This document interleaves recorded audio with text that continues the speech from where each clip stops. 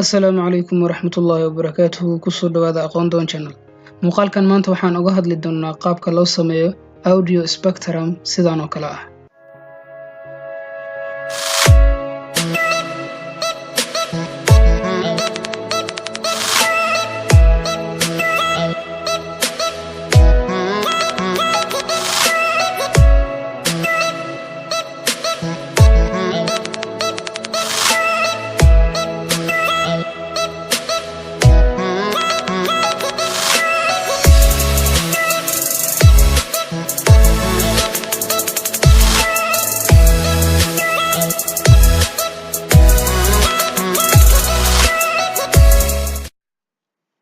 Muuqaalkan waxaan u adeegsan doonaa Adobe After Effects. Marka hore aynu soo kicino After Effects-ga.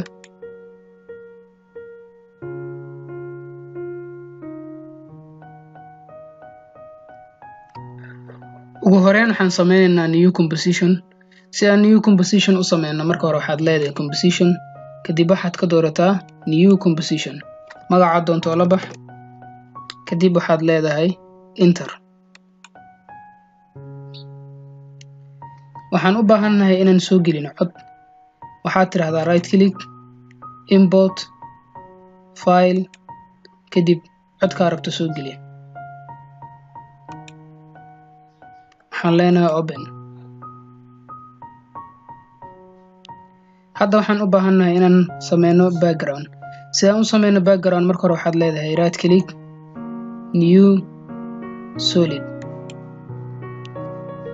kadib waxaad dhahaysaa okay.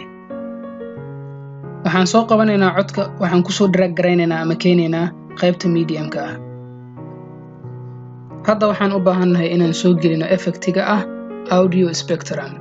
Effects and preset imow, kadib waxaad ka doorataa audio spectrum. waan soo jiidaynaa, kadib waxaan keenaynaa qaybta medium-ka. saa arkaysaan waxaa halkaa inooga muuqda audio spectrum. ugu horeyn waxaan u baahannahay inaan imaano audio layer-ka, kadib waxaad ka bedelaysaa black solid oo waxaad keenaysaa hadba audio-ga aad keenta magaca ku qoran. codka hadda aan soo gelina waxaa ku qoran electrolyte, kadib okay ayaa leedahay. hadda waxaan u baahannahay in aan ka bedelno cabirka uu leeyahay audio spectrum-kan. ugu horeyn waxaan sameynaynaa qaybta bidix ee start point-ga imaanaysaa, waa jiidaysaa ilaa intaa rabto, qaybta midigna sidoo kale. waxaan u baahannahay audio spectrum-kan line-kan inaan hoos u soo dejino. ugu horeyn waxaa imaanaysaa qaybtan, kadib hoos ayaa usoo dhigaysaa. si cabirka uu inoogu sahlanaado, waxaan leenahay cabirkan ayaan ku bidhahaynaa, kadib waxaan ku baasti gareynaynaa cabirka kale ee cirifka kale ah.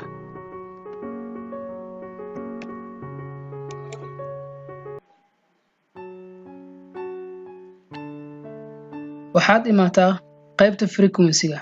start frequency-ga waxaan ka dhigaynaa 1, end frequency-gana waxaan ka dhigaynaa 1500.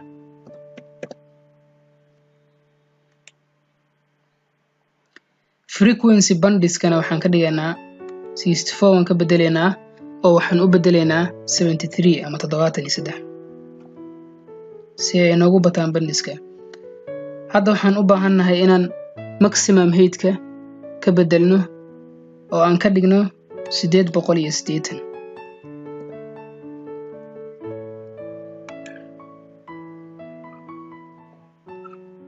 intaa markaan sameyno, bal aan tijaabino.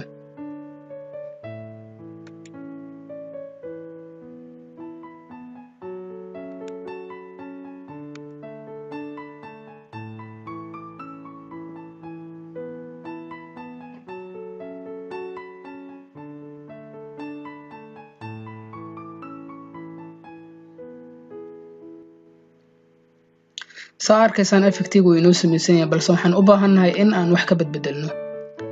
tusaale kale thickness waxaan ka dhigaynaa ama inta uu noqon karo dhumuciisa 3 waan ka bedelaynaa oo waxaan ka dhigaynaa 10.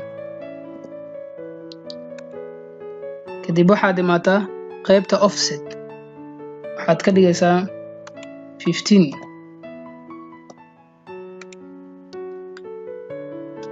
labadan color waxay ina kala tusinayaan colorka gudaha iyo colorka banaanka. Colorka gudaha waxaan ka dhiganaa jaalle, colorka dambe outside-ka ana waxaan ka dhiganaa color cagaar ah, balse colorka doonto waa ka dhigan kartaa.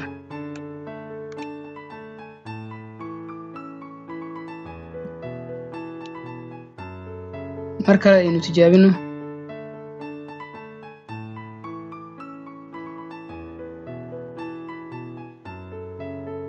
soo arkaysaan colorka wuu isbedelay.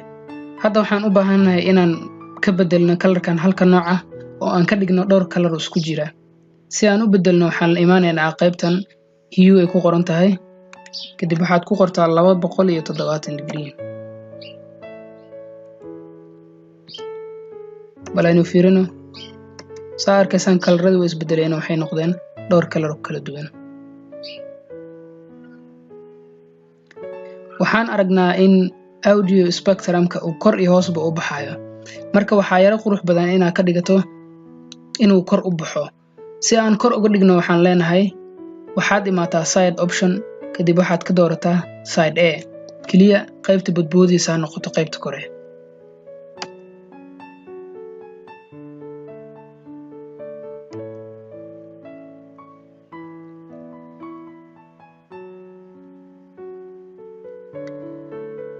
audio spectrum aad u qurux badan waynu sameynay. waxaan u baahanahay inaan soo gelino qoraal oo kale. su'aale waxaad rabtaa ayaa isaga qori kartaa. waxaan isaga qorinaa oo kale thanks for watching.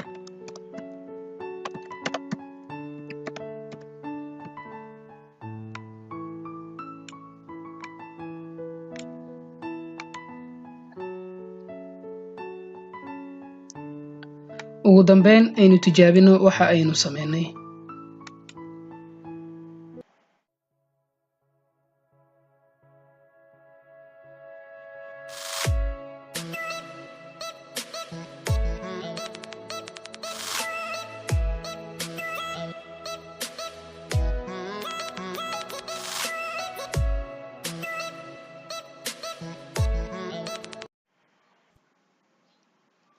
waan filayaa inaad ka hesheen muuqaalkan. si aad u daawato muuqaalo kale oo xiiso badan, fadlan subscribe channelka, like na saar, share na muuqaalada.